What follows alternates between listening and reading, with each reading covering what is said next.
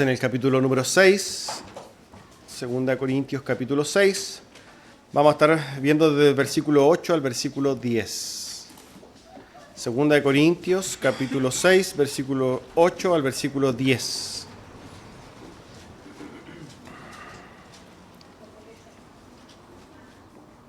Dice así la palabra del Señor: por honra y por deshonra, por mala fama y por buena fama, como engañadores, pero veraces, como desconocidos, pero bien conocidos, como moribundos, mas he aquí vivimos, como castigados, mas no muertos, como entristecidos, mas siempre gozosos, como pobres, mas enriqueciendo a muchos, como no teniendo nada, mas poseyéndolo todo. Amén, hermanos, tomen asiento.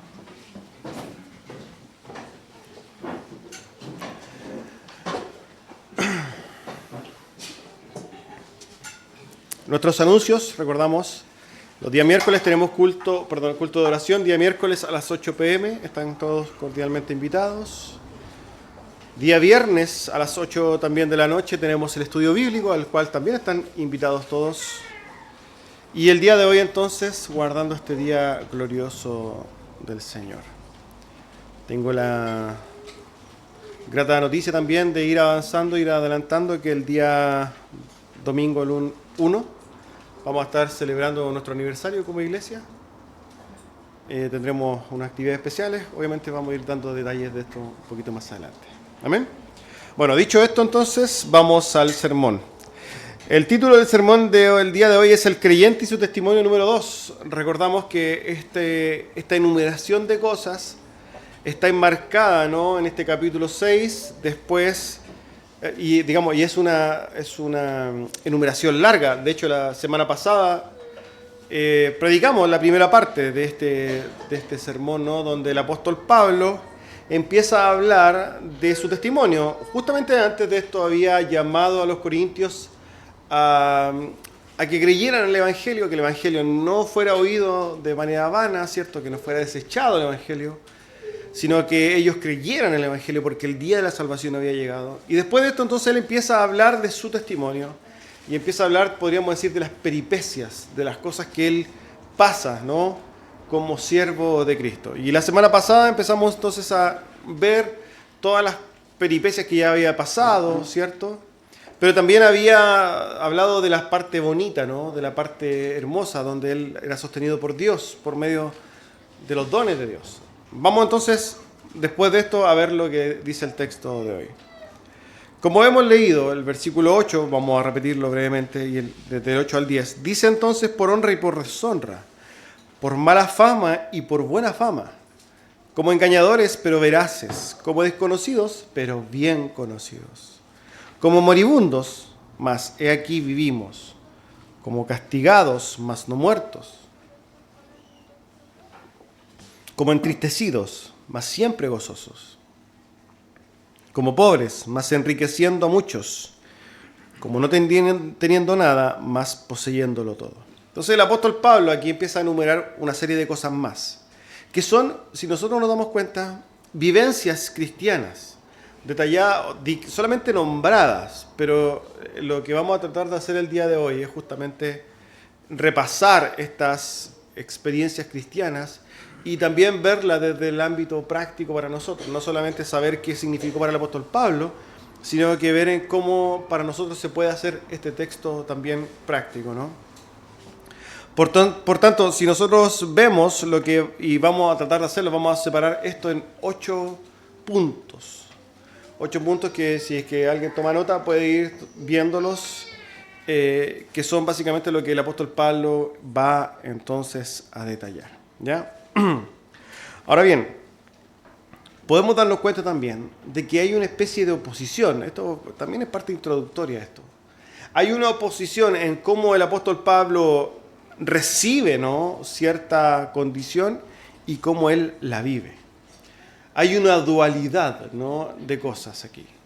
Cómo el apóstol Pablo de alguna manera ha sido moribundo, vamos a verlo después, pero la contraparte, él dice pero, y pone un pero, ¿no?, pero estamos vivos. Y esto, hermanos, es parte, podríamos decir, normal de la vida de los creyentes. Nosotros vivimos y cada uno de nosotros vive una realidad en particular, pero otra cosa es cómo nosotros decidimos vivir esa realidad. Y esto es lo que hoy día espero que podamos aprender del apóstol Pablo. Dicho eso, entonces vamos al primer punto. Si nosotros nos fijamos en lo que dice el apóstol Pablo, entonces como primero hace una mención doble. Básicamente él dice por honra y por deshonra, por buena fama y por mala fama. Estos puntos hablan de lo mismo. El apóstol Pablo entonces describe que en su ministerio él ha pasado por momentos de honra, por momentos de deshonra, pasa por momentos de buena fama y momentos de mala fama. Particularmente este punto se va a diferenciar de los demás porque nosotros podemos interpretar que en este punto el apóstol Pablo tiene una especie de aceptación, una aceptación tácita de la condición a la que se enfrenta. Una condición normal para un siervo del Señor, el cual muchas veces va a ser elevado, va a ser ensalzado, reconocido, respetado. Esta es la parte de tener una buena fama, de ser honrado, pero también va a pasar por muchos momentos en los cuales va a ser deshonrado, va a ser, ¿por qué no?, humillado, va a ser rechazado, etc. Esto es parte, hermanos, de la vida de un siervo de Dios y de cualquier persona que quiera servir a Dios, pero más allá en la vida de cada creyente. Y quiero tomar esto desde manera práctica, pero particularmente desde la posición, ¿no?, de la vida como creyente que nosotros tenemos. Nosotros tenemos una vida y un testimonio que guardar, ¿no? De hecho, estamos hablando del testimonio propiamente tal. Cada uno de nosotros es un testimonio vivo de la fe que profesamos en Cristo. Y nosotros, amados hermanos, también vamos a pasar por esta especie de montaña rusa. Generalmente podríamos pensar que mientras las aguas están más quietas, esto no va a suceder. Si vivimos, no sé, en un contexto donde todos somos cristianos y vivimos en un contexto donde todos son piadosos, básicamente somos todos puritanos, difícilmente no vamos a pasar malas famas y vamos a ser apuntados de manera denostativa, ¿no? Pero la gran mayoría de nosotros no tiene esa realidad. Cada uno de nosotros vive en contextos donde mezclamos, ¿no?, convivimos con personas creyentes, algunos no tan creyentes o podríamos decir más carnales dentro de la fe, e incluso vivimos con muchos del mundo. Y nosotros somos testimonio para todos ellos. La semana pasada, si nosotros recordamos, hablamos de que el apóstol Pablo comienza a decir que él hace lo posible para que su ministerio no sea vituperado.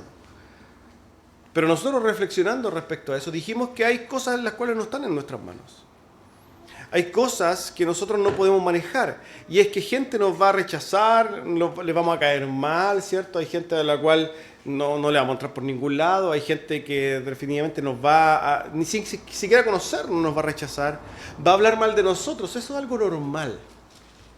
Esto es algo típico de la vida del creyente. Por eso cuando hablamos del testimonio tenemos que ser bien cuidadosos. Y tenemos que pensar, ¿no?, en los alcances y las consecuencias de nuestros actos cuando nosotros somos creyentes. Concluimos la semana pasada que nosotros tenemos que vivir de frente a Dios. En un sentido, ¿no?, tenemos que preocuparnos de lo que Dios dice y hacer la voluntad de Dios. Y si con ello mucha gente entonces va a atacarnos y nos va a rechazar y nos va a decir canuto, nos va a decir conservador, machista, heteropatriarcal y un montón de cosas que pueden decir, bienvenido sea. Bienvenido sea. Ahora, hermanos, ¿por qué es necesario hablar de esto? Porque lamentablemente nosotros sin darnos cuenta muchas veces tenemos un carácter cristiano muy débil. Y cuando alguien de alguna manera nos pone en la parte baja de la montaña rusa, cuando alguien nos rechaza, básicamente nosotros nos destruimos. ¿Se imaginan el carácter del apóstol Pablo teniendo un carácter cristiano débil? Que cuando alguien le diga tú eres un falso, él se pusiera a llorar básicamente y a decir no voy mal a la iglesia, ¿por qué? Porque alguien me dijo allá que no me quería. De hecho, recordamos el contexto de la carta, ¿no? El apóstol Pablo está escribiendo a los corintios para reconciliarse con ellos, porque derechamente los corintios lo habían básicamente echado de la iglesia, habían tomado mal sus palabras. Muchos se habían levantado de la iglesia porque eran enemigos del apóstol Pablo. Y el apóstol Pablo, ¿qué hace? Entonces escribe una carta para reconciliarse, envía a Tito para que se reconcilien. ¿Qué es lo que nos muestra eso del apóstol Pablo? Un carácter forjado, un carácter cristiano firme. Él no solamente está acostumbrado a andar en la parte alta de la montaña rusa, ¿no?, donde él es básicamente ensalzado y reconocido, sino que él ha sido humillado. Él está también baja y él en esa parte ya no es ensalzado, sino que él recibe mala fama, él recibe deshonra. Pero el apóstol Pablo, hermanos amados, de manera tácita nos dice que él asume estas cosas como parte de su testimonio. La pregunta es, ¿cómo nosotros vamos a tomar esto? ¿Cómo nosotros vamos a recibir el oprobio? ¿Cómo nosotros vamos a recibir el rechazo? ¿Y cómo vamos a sostener ese testimonio cuando la gente no nos quiera? Porque, hermanos, cuando realmente la gente nos rechaza, habla mal de nosotros, ahí realmente se prueba el carácter cristiano. Si bien podemos decir que ahí se prueba el carácter cristiano, ojo con esto, porque esto también hay que mencionarlo, el estar arriba también es bien peligroso. El hombre no ha sido hecho para recibir gloria y honra. Esa es mala para nosotros. Nos gusta, ¿no? Es agradable recibir alabanza, recibir reconocimiento, pero tenga cuidado, hermano, porque eso es lo más peligroso que nos puede pasar. Cuando nosotros estamos arriba, tendemos a envanecernos. En ambos lados de la montaña rusa tenemos que tener cuidado. Tanto cuando somos rechazados, y cierto, y mostrar ese orgullo, porque cuando alguien nos rechaza y nosotros manifestamos nuestro orgullo a modo de alejarme básicamente de manera enojada o tomar revancha o básicamente hundirme en depresión, eso es una manifestación del orgullo. Pero ese orgullo también se muestra cuando estamos en la parte alta, ¿no?, de la montaña rusa, esta que hemos dicho, de emociones o de impresiones, y ahí muchas veces nosotros tendemos a envanecernos. Por eso tenemos que ser muy cuidadosos cuando alguien nos diga, oye, que tú eres espiritual, ¿ah? O particularmente los que suben el púlpito, o los que predican afuera, oye, que predicas tú bien. Hay que tener mucho cuidado. Hay que ser cuidadosos. Nuestros corazones son perversos. Y se va a tomar, nuestros corazones se toman de cualquier cosa, ¿no?, para enorgullecerse y para envanecerse. Ahí tenemos que tener mucho cuidado. Ahora bien, el apóstol Pablo nos muestra cómo él toma estas cosas como parte de su vida. Parte de su vida como siervo de Dios, pero para nosotros significa que también tenemos que tomarlo como parte de nuestra vida cristiana. Tanto cuando seamos rechazados o cuando seamos enaltecidos, tenemos que mirar a Cristo, hermanos. Y meditar en cómo respondemos. Aceptar, ¿no?, estas cosas que son típicas de la vida cristiana, pero sostener nuestro testimonio. Tenemos que ser cuidadosos. Vamos al segundo punto. El apóstol Pablo sigue hablando entonces y nos dice que él ha sido, y dice, como engañadores, pero veraces. El apóstol Pablo está diciendo que él ha sido apuntado como un engañador. Ha sido acusado como un engañador, como un mentiroso, ¿no?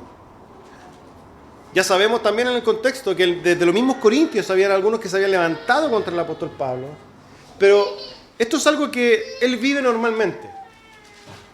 Él recibe, y aquí empezamos a ver cómo existe esta dualidad de realidades, donde él es tratado de una manera, pero él se entiende de otra. Él es tratado como engañador, como un falsante, como un falso, un farsante. Él ha sido, no sé, quizás tratado como un mercader de la fe, como un embaucador. Pero ¿qué dice él? Este pero que está ahí en el texto no está por ahí, ¿no?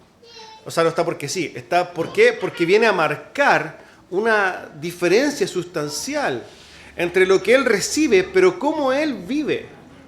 Él se conoce, él se reconoce como alguien veraz ante Dios.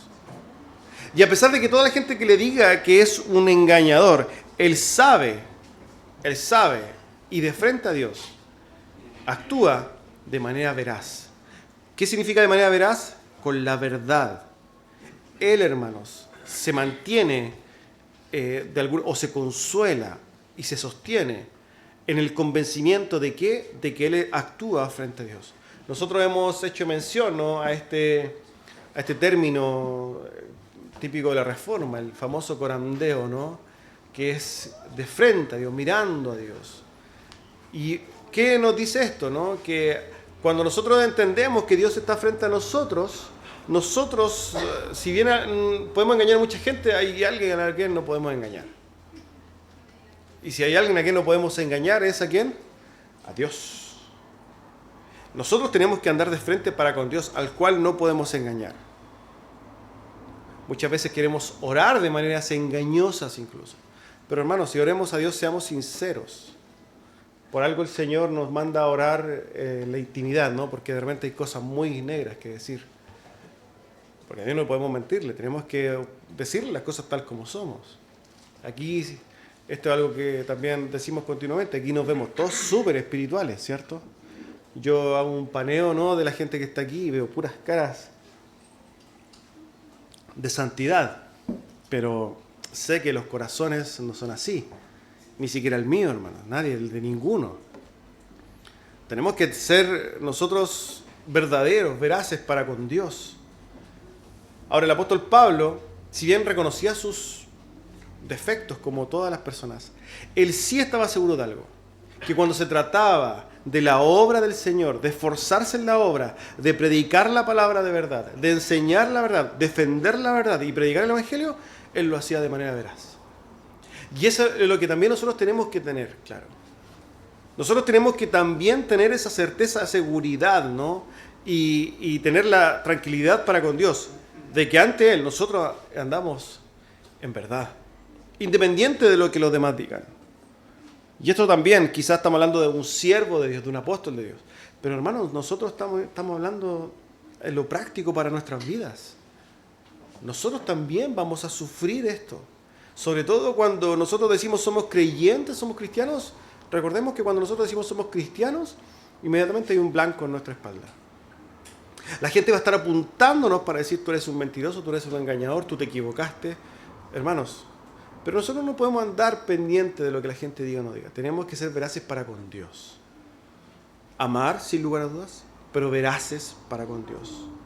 Si nosotros quisiéramos hacer una crítica a la iglesia, una de las tantas críticas que vamos a hacer a la iglesia hoy día, es justamente la hipocresía que hay en la iglesia, ¿no? De hecho, Jesucristo mismo, ¿no?, en un momento hablando, porque esta cuestión de la hipocresía y la religiosidad es algo de muchos años, es parte que viene con el hombre, ¿no? El apóstol, el Señor Jesucristo, hablando, ¿cierto?, de los fariseos, de los religiosos, que amaban orar en las plazas, en voces altas, de manera elocuente, ¿no? Él le dice, déjenlos, ¿por qué? Porque ellos ya tienen su recompensa. Y esto se ve mucho, ¿no? Yo verme súper espiritual y mostrar por medio de un montón de cosas que yo puedo hacer, vivir o no sé, o realizar y mostrar esa santidad que por lo demás es falsa, siendo que la verdad que en nuestros corazones hay una lucha continua contra nuestra propia maldad. Tenemos que ser veraces, hermanos. No sacamos nada con tratar de engañar a la gente. No sacamos nada con tratar de engañarnos a nosotros mismos. La forma de entender, hermanos, que somos veraces es primero reconociendo quiénes somos ante Dios. Pecadores viles, con inclinaciones malvadas en nuestros corazones, que luchamos ciertamente por vivir en santidad, pero que tenemos un montón de errores. Pero nos esforzamos. Debemos esforzarnos, debemos luchar, debemos conocer la verdad, defender la verdad, actuar de manera sincera ante Dios. El apóstol Pablo lo tenía claro. Pero no solamente eso. Sigue diciendo también, como con desconocidos, pero bien conocidos. ¿Esto apunta a qué? Al reconocimiento también. Él dice entonces que en un sentido él es desconocido, es rechazado él. El apóstol Pablo reconoce, ¿no?, que mucha gente le da vuelta la cara, le da la espalda, lo ignora, ¿no? Pero hablando en el mismo sentido, el apóstol Pablo sabe que es un apóstol de Jesucristo. Y sabe, y también ha vivido, ¿no?, que él es aceptado, bien conocido, ¿por quién? Por los creyentes, por la iglesia. De hecho, el apóstol Pablo, sin lugar a dudas, si bien fue muy rechazado, ¿no?, él también fue muy recibido. Y hoy día tenemos el testimonio vivo de eso. ¿Por qué? Porque tenemos en la Biblia muchas cartas paulinas, las cartas que él mismo escribió y que fueron aceptadas por la iglesia primitiva, que fueron, ¿cierto?, transmitidas, pasadas de un lugar a otro en la iglesia primitiva y forman parte entonces del canon bíblico. Pero eso no implica, hermanos, que el apóstol Pablo no haya sido realmente muchas veces rechazado. Innumerables veces, hermanos. Y no solamente por el mundo exterior, sino que por la misma iglesia muchas veces fue rechazado. Pero el apóstol Pablo también lo entiende, hermanos, como una vivencia cristiana. Esto es algo que también debe dejarnos claro. Muchas veces también nosotros vamos a ser rechazados, desconocidos. Pero ¿cuál es podríamos decir, el aliento también que hayamos en ello? De que sí somos reconocidos por otros. Vamos a ser rechazados por algunos, pero reconocidos por otros. Y aquí, hermanos, podemos admirar y ver la belleza y la gloria de la iglesia local. ¿Por qué? Porque nosotros quizás en el mundo podemos ser rechazados, pero aquí tenemos un refugio en la iglesia. Aquí usted entra y usted es reconocido. Aquí usted entra y su hermano lo abraza y le manifiesta su amor. La iglesia local es el refugio, podríamos decir, en este sentido. Aquí sí somos conocidos. Aquí sí somos aceptados. Aquí sí nosotros somos parte de algo, somos parte de una familia, de un cuerpo. En el mundo no. En el mundo quizás vamos a recibir diferentes respuestas, pero la iglesia, hermanos. Y el apóstol Pablo, ojo, que vivía en torno a las iglesias, manifestaba su amor con las iglesias. Él tenía un llamado especial y diferente, pero también disfrutaba de esta dualidad, de los rechazos, pero también recibía el amor cuando era recibido en la iglesia, ¿no? Él, de hecho, escribe a algunos hermanos dándoles las gracias por cómo lo reciben, por lo haberlo ministrado, por haberle dado amor. Y esto es parte también de cómo nosotros damos testimonio, cómo respondemos a estas cosas. Y cómo también nosotros no solamente formamos parte de ser rechazado, desconocido o aceptado. Nosotros podemos ser los que rechazan y los que aceptan también. Somos también nosotros los que tenemos la facultad de rechazar a alguien, desconocerlo o recibirlo. Y en ese sentido, para nosotros debemos ser muy, muy claros en esto. Nosotros debemos recibir a aquel que proclama la fe en Jesucristo. De ahí, hermanos, a lo que diga después, eso se tiene que evaluar, porque hay muchos que profesan la fe en Jesucristo y empiezan a hablar cosas en contra de Cristo. Ahí ya entramos al análisis, pero en general, si alguien proclama la fe en Jesucristo, primero tenemos que dar la oportunidad de conocerlo, tenemos que aceptarlo. De ahí vamos filtrando. Sigamos lo que dice hablando el apóstol Pablo. Como cuarto, dice, como moribundos, pero vivos. Y añade, como castigados, pero no muertos. Hermanos, si nosotros hablamos de este hecho de estar castigado y moribundo, uno de los ejemplos muy claros es el apóstol Pablo. Ya sabemos que en Listra lo apedrean, ¿cierto? Y lo dan por muerto al apóstol. Sabemos que en Filipos, ¿no? Él fue azotado, puesto en el cepo. Eso también lo sabemos y están los testimonios de la Escritura. En Jerusalén también sabemos que fue atacado por una turba, después fue rescatado, fue llevado a la cárcel, termina en Roma. Esto también lo vimos en el estudio del libro de los Hechos, ¿cierto? Él describe también que fue azotado 8 veces, hermanos. Y bueno, naufragó. Ya sabemos que el apóstol Pablo pasó un montón de cosas.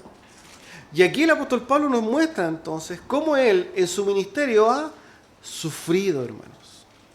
Ha sido, digamos, castigado de manera severa, ¿no? Pero él repite estas cosas. Yo he sido castigado, dice el apóstol Pablo. Yo he sufrido. Yo he estado moribundo. De hecho, en Listra lo dieron por muerto, hermanos. Me imagino el estado del apóstol Pablo. ¿Quiénes lo rescataron? Los hermanos lo rescataron. Él sabe lo que significa estar moribundo, pero él dice, pero yo estoy vivo. En otras palabras, él reconoce también que toda su vida, su andar en la vida, ¿no? en su ministerio, ha tenido un montón de dificultades, pero sabe que ha sido sostenido por Dios. Y le ha dado vida todavía, y él todavía entonces se manifiesta vivo. Pero pensando en esto, hermanos, yo creo que el apóstol Pablo apunta o puede apuntar a algo mucho más profundo. Y es que el apóstol Pablo, si nosotros vemos su ministerio y sus palabras, incluso palabras poco anteriores a las que hemos visto en Corintios, de hecho en el capítulo 5, él manifiesta cómo él quiere estar en la presencia de Dios. De hecho, él está despojado de esta vida terrenal. Él anhela su templo celestial. El apóstol Pablo anhela estar en la presencia de Dios. Entonces, pensando quizás en este texto, yo podría también creer que el apóstol Pablo apunta al decir que está vivo en otra dirección. Y es que yo creo, y esta es una interpretación quizás que estoy obviamente dando desde lo que puedo pensar respecto a este texto, es que el apóstol Pablo pensaba en la vida real. Y cuando digo vida real, hermanos, no me refiero a la vida del cuerpo, me refiero a Cristo. Cuando Jesucristo viene entonces a su ministerio terrenal, en un momento Él dice que Él les dará vida a los que creyeron en Él, pero vida en abundancia. Espero que recuerden ese texto. Jesús, la luz de los hombres, nos dice a nosotros que nos ha venido a dar una nueva vida. De hecho, hablando con Nicodemo, habla de un nuevo nacimiento. Podríamos nosotros entender que hay una vida real, una vida eterna en nosotros y hay una parte terrenal. La vida terrenal es la que nosotros vemos en la sangre, en nuestro pulso, ¿cierto? Las palpitaciones del corazón, la acción cerebral, un montón de cosas. Pero la vida real, la vida eterna que nosotros tenemos, hermanos, esa se vive en el Espíritu y se obtendrá cuando nosotros tengamos nuestro encuentro con Cristo. Pero es esa vida, la vida, podríamos decir, eterna, la vida espiritual, la que para nosotros es el aliento para seguir día a día. Hay una realidad y es que todos nosotros nos vamos a morir. La vida terrenal no puede ser la esperanza nuestra, bajo ningún punto de vista. La vida terrenal no debe ser el objetivo ni la esperanza de ninguno de nosotros. Porque es más, todos nos vamos a morir. Pero nosotros, hermanos, como creyentes tenemos otra vida. Una vida eterna que descansa en Cristo. Y el apóstol Pablo, yo creo y quiero pensar que el apóstol Pablo al decir estamos vivos, él dice, miren, yo he sufrido muchas cosas. Pero realmente yo hoy día vivo y tengo esa vida en abundancia. ¿Por qué? Porque tengo a Cristo. En otras palabras, mi aliento, mi fortaleza para mi ministerio cristiano, da lo mismo, no importa o no se determina si es que hoy día tengo una vida que se puede ver en el pulso, sino que yo hoy día soy sostenido por la vida que tengo en Cristo.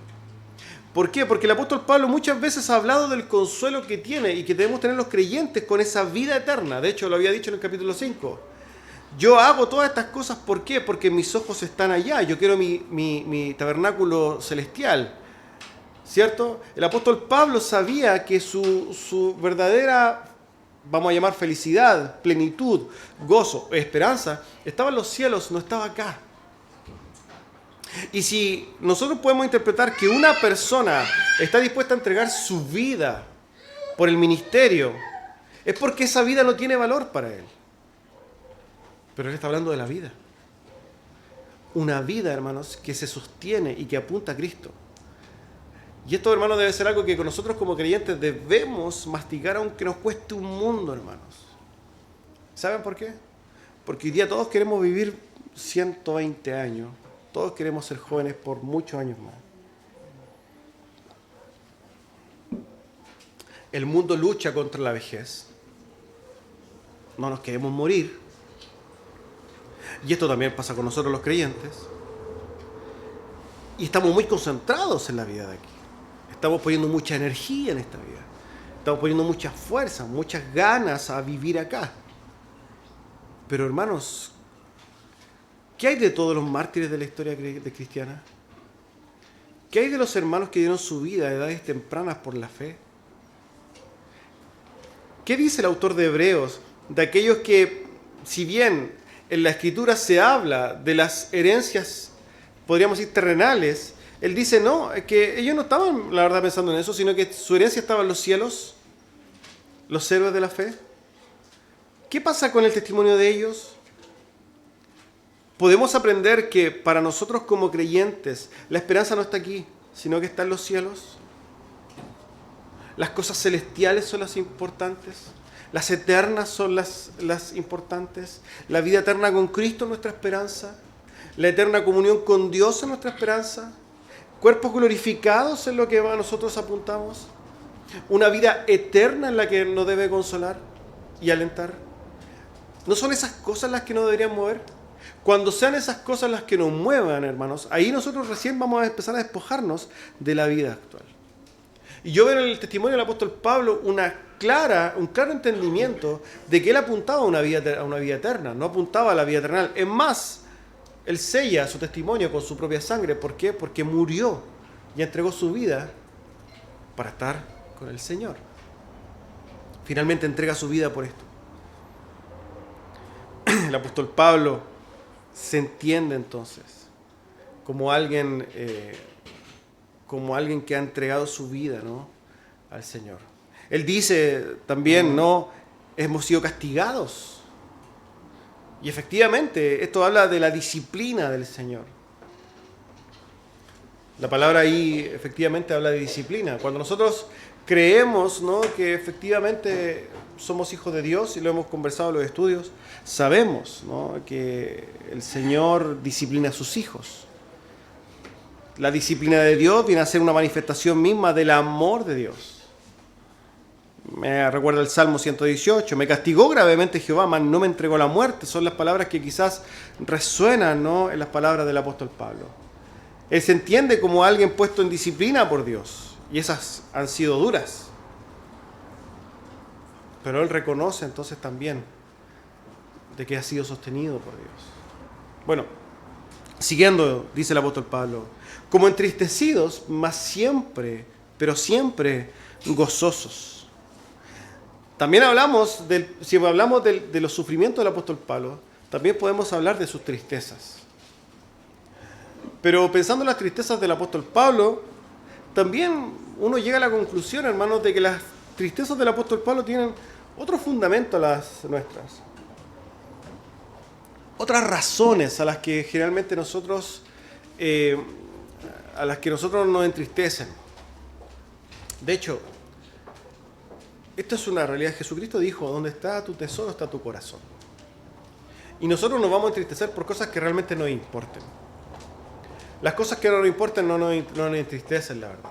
Esa es una realidad obvia y lógica. Por tanto, si nuestro interés es terrenal, las cosas que nos van a entristecer son terrenales. Pero si nuestros intereses, si nuestro corazón está en lo espiritual, nuestras tristezas van a ser gatilladas por motivos espirituales.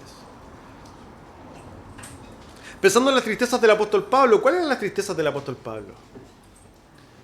La carnalidad de la iglesia, la persecución de la iglesia, las personas que morían en sus pecados, ¿cierto?, las dificultades que él enfrentaba al llevar su ministerio, la muerte de creyentes. En eso giraban sus tristezas. La traición de algunos hermanos, como Demas, podemos pensar nosotros, ¿cierto? El encarcelamiento de otros, el sufrimiento de sus compañeros. Si nosotros nos fijamos, las tristezas del apóstol Pablo giraban en estas cosas. Pero yo te pregunto hoy día, hermano, ¿qué te entristece a ti? Si alguien dice estoy triste porque perdió Colo-Colo, es porque, hermanos, ¿de qué estamos hablando, no? Pero sucede. Personas que profesan la fe que dicen, no, que perdió Colo-Colo. O sea, ¿de qué estamos hablando? Si nosotros pensamos en la iglesia, hermanos, los intereses de la iglesia hoy día muchas veces son aberrantes. Pensemos en cuáles son nuestras tristezas. ¿Qué me aqueja? ¿Qué es lo que realmente a mí me entristece? Fíjense que lamentablemente a lo que nos mueve mucho y nos da más tristeza a nosotros hoy día de hoy, sin lugar a dudas, son ámbitos económicos.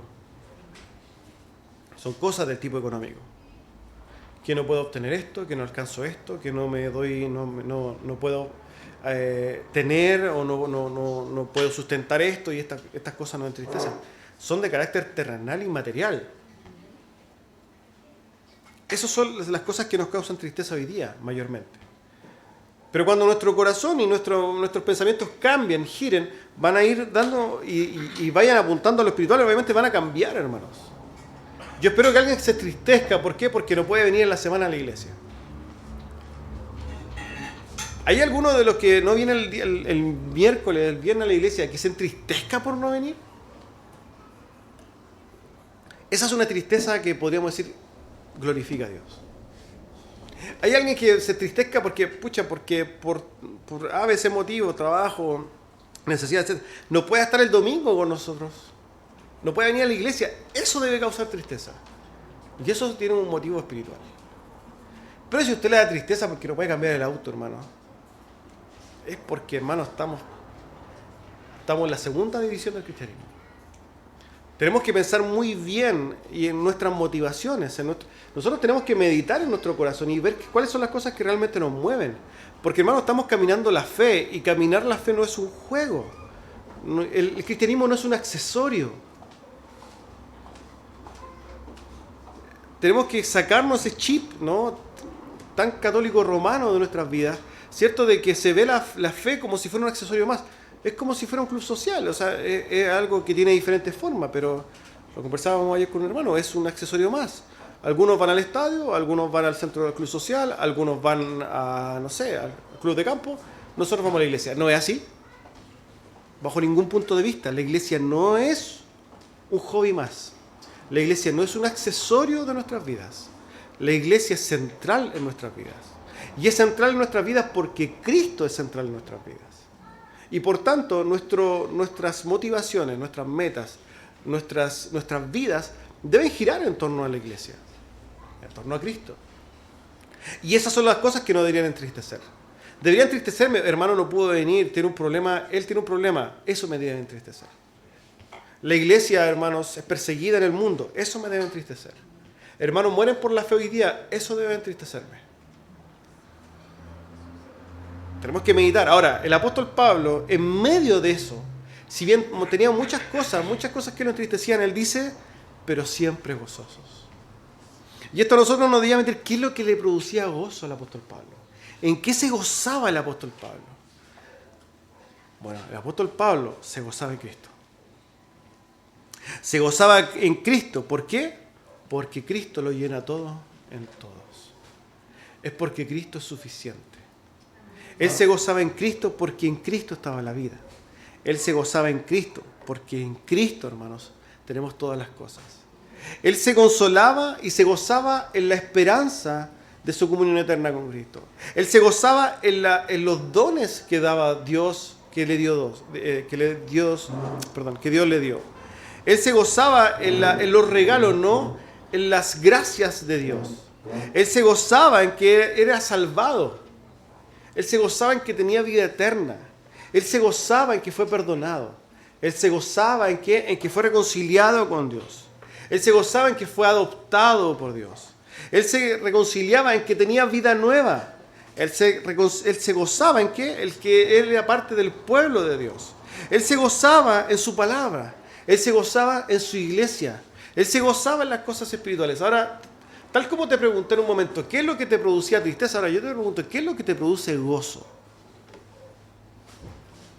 Me produce gozo comer. Bueno, a todos nos produce gozo comer.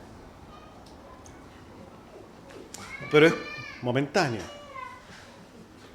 Me produce gozo ir a la discoteca. Eso sería aberrante, ¿cierto? Me produce gozo salir con mis amigas. ¿Cuál es el gozo, hermano? Me produce gozo ver tele con un helado de chocolate al lado. No sé. Hermanos, para nosotros las fuentes de gozo son innumerables, pero son de carácter espiritual. Es más, el estar aquí debe ser algo gozoso. El día domingo, hermanos, el día domingo, el día del Señor, es algo de profundo gozo, algo que uno debe esperar de la semana con ansias. De hecho, el día domingo, hermanos, es un tesoro. ¿Cómo podemos despreciarlo, hermanos? Si el día domingo es el regalo, podemos decir, de Dios para su iglesia, que lo ha hecho, y así lo dice su palabra, para el hombre, lo ha hecho para nosotros. Si Dios nos ha dado algo, nos ha dado un día. Ese día, ¿para qué? Para que nosotros meditemos en el Señor, para que tengamos comunión con los santos, para que proclamemos su gloria, para que meditemos en su favor, etcétera. Y eso llena nuestros corazones de gozo. Los medios de gracia nos llenan de gozo. Ver crecer la iglesia, ver cuánto gozo hay en que alguien pase desde las muertes, ¿cierto?, a la luz admirable, desde las tinieblas a la luz de Cristo, desde la muerte a la vida. ¿Cuánto gozo hay en que alguien se reconcilie con Dios? ¿Cuánto gozo hay en ver el crecimiento de la iglesia? ¿Cuánto gozo hay en que ver un niño que cante un himno, hermanos? Esas cosas son las cosas que a nosotros nos producen gozo. Ahora, si usted su fuente de gozo son otras, entonces tiene que replantearse muy bien dónde están sus ojos. El apóstol Pablo se gozaba en todas estas cosas y por tanto se gozaba en Cristo, hermanos. Se alentaba en Cristo. Y termina diciendo algo que tampoco nos puede dejar indiferentes. Él dice, como pobres, pero enriqueciendo a muchos. El apóstol Pablo aquí hace una especie de juego, ¿no?, entre dos cosas. Él se reconoce como un pobre. Él era digamos, el nivel socioeconómico pobre, podríamos decir. Sabemos que él era sostenido por la iglesia e incluso en un momento hizo carpas para sostenerse cuando la iglesia no podía hacerlo. No vamos a hablar de lo que era el apóstol Pablo antes de Cristo. ¿Por qué? Porque esa era otra realidad. Pero cuando él decide por Cristo, él obviamente renuncia a todas esas cosas que tenía antes. Estamos hablando del apóstol Pablo en el cristianismo, en la fe, en su ministerio. Y él era pobre. Y el apóstol Pablo dice que él efectivamente pasó pobreza. Él nos relata, ¿cierto?, que ha sabido tener abundancia, pero esa abundancia muy probablemente apuntaba a su condición antes de Cristo. Pero ha sabido tener entonces también necesidades. Y él dice, yo soy pobre. Si de hecho el apóstol Pablo, ¿usted cree que andaba en una 4x4 predicando? No, hermanos. Andaba con lo opuesto. Tenía sus rollos, por ahí tenía sus hermanos guardaban cosas, etc. Pero era un hombre pobre. Pero él dice que enriquecía a otros. Y este es un eco, hermanos. Es un eco a lo que se dice de Jesucristo, que se hizo pobre para enriquecernos, ¿no? Pero no de un ámbito, digamos, económico. Si bien su pobreza era económica, la manera de enriquecer a los demás no era económica. Era pobre económicamente, pero enriquecía a los demás en algo que era mucho más importante. ¿Se acuerdan de las bienaventuranzas? Bienaventurados los pobres, no se refería a los pobres, no a los pobres que no tenían dinero, a los pobres de espíritu.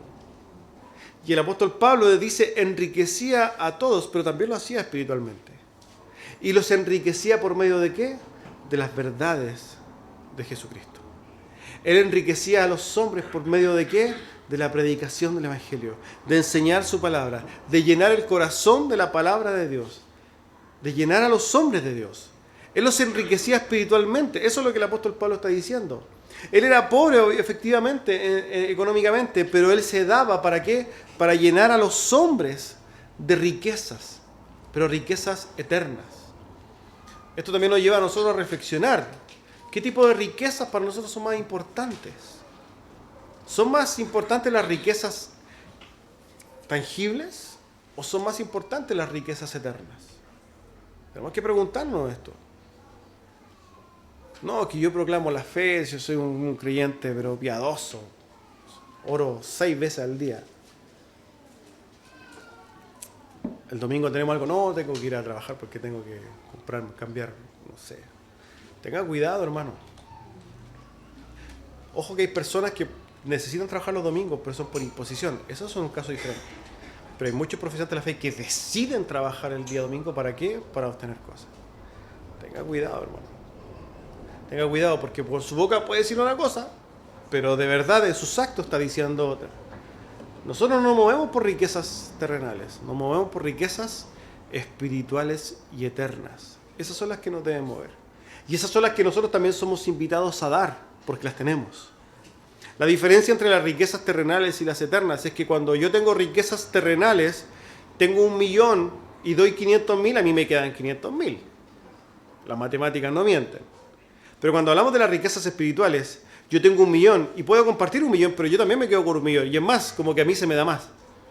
¿O acaso no le pasa a usted que cuando va a predicar el Evangelio su corazón se llena de gozo, hermanos? ¿Acaso cuando usted no proclama el Evangelio no es usted mismo el que se está predicando? ¿Acaso no le pasa como los caminantes de Maús, cierto? Que le ardía el corazón. Es porque, hermanos, cuando nosotros nos movemos en este sentido, efectivamente somos nutridos y somos enriquecidos por la palabra del Señor. Nuestros corazones son llenados de riquezas espirituales. El apóstol Pablo termina diciendo entonces, como no teniendo nada, pero teniéndolo todo. Apunta a lo mismo el apóstol Pablo. El apóstol Pablo no tenía, tal como Jesucristo, que no tenía donde apoyar su cabeza, el apóstol Pablo no tenía cosas, no tenía riquezas. Hay posiciones, ¿cierto?, que dicen que tenía su esposa, que ella no la tenía. Quizás no tenía hijos, no tenía la bendición de tener familiares. Hay muchas cosas que podían tomar forma de todo, porque cuando hablamos de que él no tenía nada, significa que no tenía nada. Él se refiere a no solamente a lo económico, se refiere a muchas cosas. Quizás él no tenía, en un momento no tenía compañía, hay momentos de su ministerio donde estaba solo. De hecho, cuando estaba en cárcel, cuando estaba siendo golpeado por el tumulto, ahí estaba solo. En muchos sentidos en su vida no tenía nada.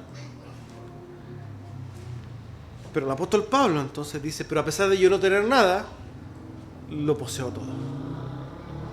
Y esto, hermanos, nuevamente apunta a Cristo. Porque Cristo, hermanos, que ya lo hemos dicho, que llena todo en todo, es la máxima riqueza que alguien podría llegar a tener. Es el máximo tener que alguien podría llegar a imaginar. Hay una ecuación, ¿no?, que se hace y se dice mucho, ¿no? Todas las riquezas del mundo, todos los placeres del mundo, menos Cristo, es igual a nada. No tener absolutamente nada más Cristo es igual a todo. Pero eso lo decimos de la boca hacia afuera, pero tenemos que preguntarnos, ¿realmente eso es así para nuestras vidas?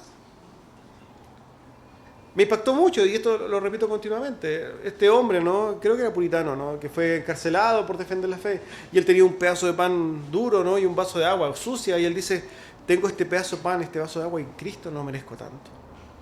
Para él sí era algo real. Pero hermanos, si nosotros no tenemos mantequilla para el pan, ¿nos enojamos? Nuestros niños, ¿no hay jamón? No como, dicen, y se enojan. Eso le enseñamos a nuestros hijos. Pero es que eso es lo que pasa quizás con nosotros mismos.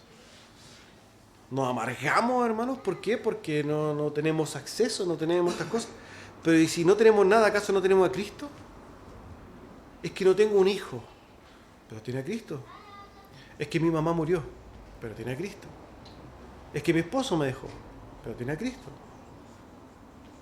Hay muchas cosas que usted puede perder en la vida, pero cuando usted tiene a Cristo, tiene a todo, ¿o no? Cristo es la esposa, el hijo, el padre, el hermano que todos deberíamos tener. Es nuestro todo, es nuestro alimento, es nuestra paz, es nuestro gozo, es nuestro consuelo, es nuestra plenitud, es nuestra fortaleza. Cristo es todo para nosotros. Cristo nos mueve, Cristo nos sustenta. Nosotros vivimos por y para Cristo. Cristo llena los vacíos, Cristo llena el espacio en el corazón, ¿no?, que quizás nosotros, lamentablemente, por las pérdidas muchas veces quedan huecos.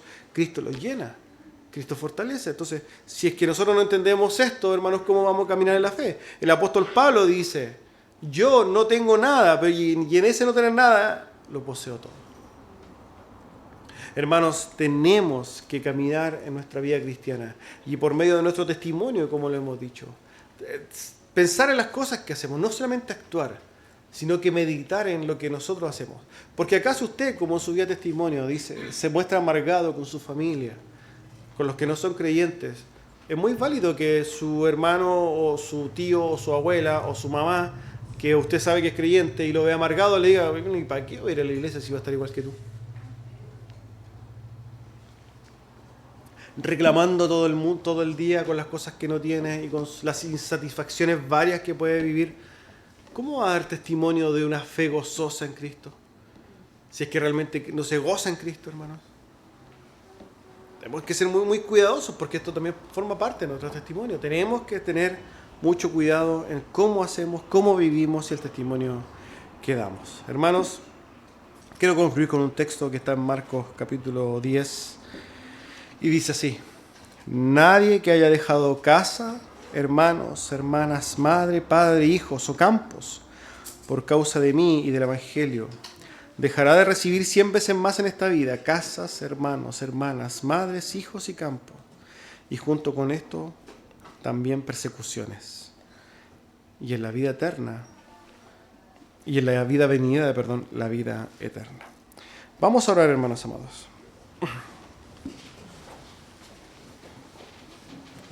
Padre glorioso, queremos darle gracias. Gracias, Señor, por su palabra. Gracias, Señor, por regalarnos estos textos que para nosotros se hacen vida, Señor, en nuestras vidas. Rogamos que usted nos ayude a reflexionar en nuestro actuar, en nuestro caminar, en nuestro entendimiento. Que cada día usted trabaje en nuestros corazones para llenarlos, darnos, Señor, certezas correctas, espirituales. Ayúdenos, Señor, se lo pedimos. En el nombre de Jesús. Amén.